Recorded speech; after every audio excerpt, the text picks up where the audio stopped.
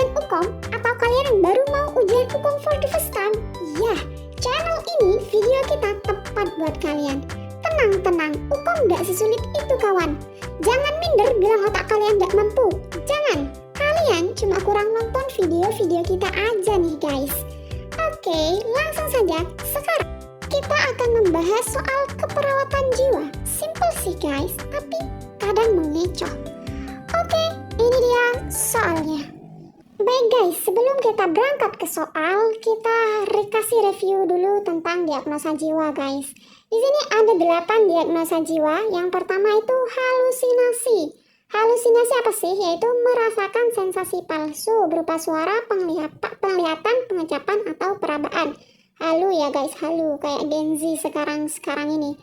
Yang kedua, perilaku kekerasan. Kalau perilaku kekerasan ini berarti sudah menciderai diri atau orang lain, merusak lingkungan, mengamuk, suara kasar atau ketus.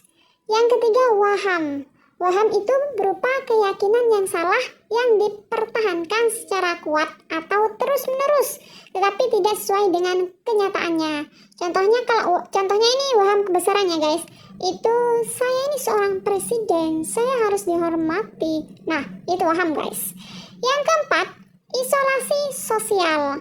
Isolasi sosial itu ketika seorang individu mengalami penurunan atau bahkan sama sekali tidak mampu berinteraksi dengan orang lain. Itu jelas ya guys. Yang kelima, harga diri rendah. Harga diri rendah ini penilaian negatif kepada diri sendiri guys. Merasa diri tidak berharga, tidak berarti, dan lain-lainnya. Itu berarti harga diri rendah. 6. Resiko kekerasan. Tadi perilaku kekerasan, sekarang ada resiko kekerasan ya guys. Kalau resiko kekerasan ini baru beresiko membahayakan secara fisik. Berarti belum membahayakan dia guys, belum menyakiti orang. Itu kuncinya. Terus yang ketujuh, resiko bunuh diri. Beresiko melakukan upaya menyakiti diri sendiri untuk mengakhiri kehidupan. Beresiko ini ya guys. Kalau sudah bunuh diri berarti nggak gangguan jiwa dah orangnya. Yang kedelapan, defisit perawatan diri. Kalau defisit perawatan diri ini ketidakmampuan merawat kebersihan diri, makan, berhias, dan eliminasi. Mudah ya guys. Oke, langsung saja kita ke soal guys. Ini deh, soal yang pertama. Seorang perempuan berumur 16 tahun masuk RSJ sejak 2 hari yang lalu karena suka menyendiri di rumah dan tidak mau berinteraksi dengan orang lain selain keluarganya. Hasil pengkajian, klien merasa malu karena tidak lulus SMP, merasa dirinya tidak berguna dan membuat kecewa keluarga. Saat ini, klien terlihat murung dan sedih. Apakah diagnosa keperawatan yang tepat? Untuk menjawab diagnosa keperawatan nih guys, garis bawah ya, itu yang dilihat kondisi pasien yang sekarang. Yang sekarang, bukan yang baru masuk kah? Atau bukan yang dulu-dulu, bukan yang itu. Tapi yang sekarang, yang masih aktual. Jadi kita lihatnya di mana? Di hasil pengkajiannya, hasil pengkajian yang sekarang berarti. Di sini berarti klien merasa malu karena tidak lulus SMP, merasa dirinya tidak berguna dan membuat kecewa keluarga. Hal ini berarti ini perasaan negatif pada diri sendiri guys. Kalau perasaan negatif pada diri sendiri, berarti diagnosa keperawatan yang ditemukan ialah harga diri rendah. Benar, jawabannya D. Jadi itu agak mengecoh ya guys.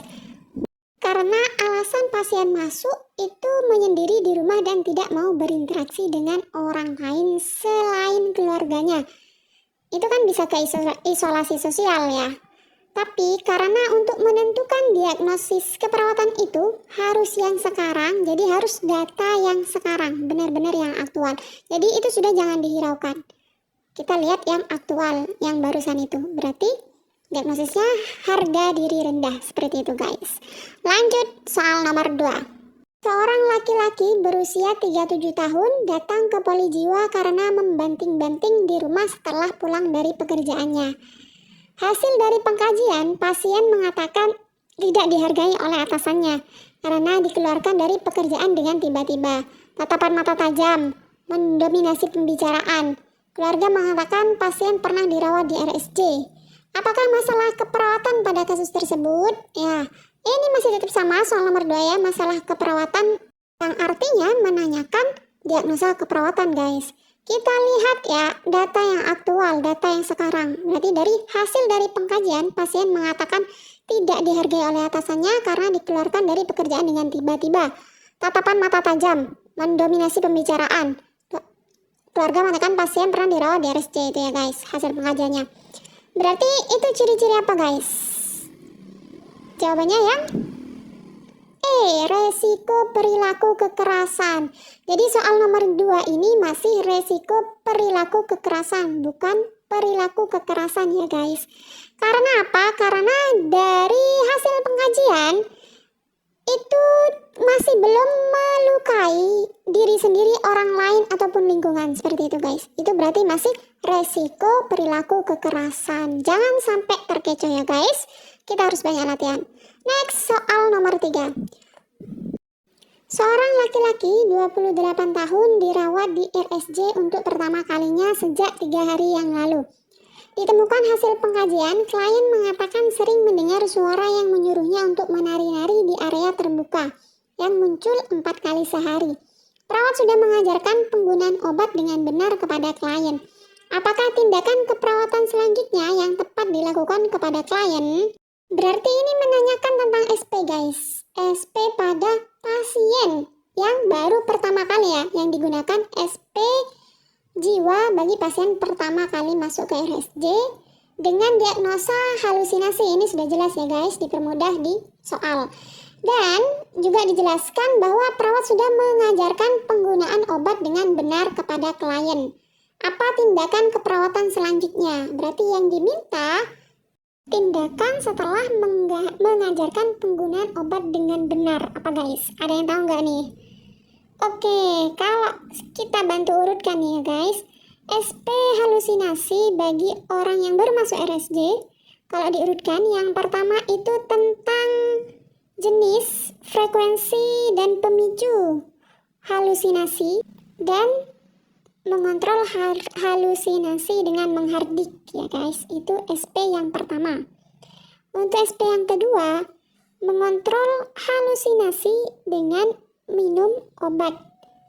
SP yang ketiga, mengontrol halusinasi dengan bercakap-cakap. SP yang keempat, mengontrol halusinasi dengan beraktivitas. Seperti itu guys. Berarti jawaban soal nomor 3 jelas ini ya guys. Melatih klien mengontrol halusinasi dengan bercakap-cakap. Jawabannya D. Lanjut kita ke soal nomor 4. Seorang laki-laki 32 tahun masuk RSJ sejak 3 hari yang lalu diantar oleh keluarganya. Keluarga mengatakan pasien mengamuk dan melempar barang-barang di rumah hingga rusak hingga berantakan. Perawat akan melakukan pengkajian kepada pasien. Sebelum melakukan pengkajian, perawat mengumpulkan data klien serta menganalisa kemampuan dirinya sebelum menghadapi pasien. Apakah fase komunikasi terapeutik yang sedang dilakukan oleh perawat? Ini mudah ya guys, pasti saya yakin kalian tahu sih. Husnuzonnya saya kalian pasti tahu nih guys. Apa sih jawabannya? Bener banget guys, jawabannya tahap prainteraksi ya guys. Sebelum memulai interaksi, seperti itu. Lanjut soal yang kelima. Seorang perempuan berusia 29 tahun dirawat di RSJ karena mengurung diri di kamar sejak 3 minggu yang lalu. Dan terkadang klien menjerit tanpa sebab. Hasil pengkajian, pasien sering tertawa, bicara sendiri,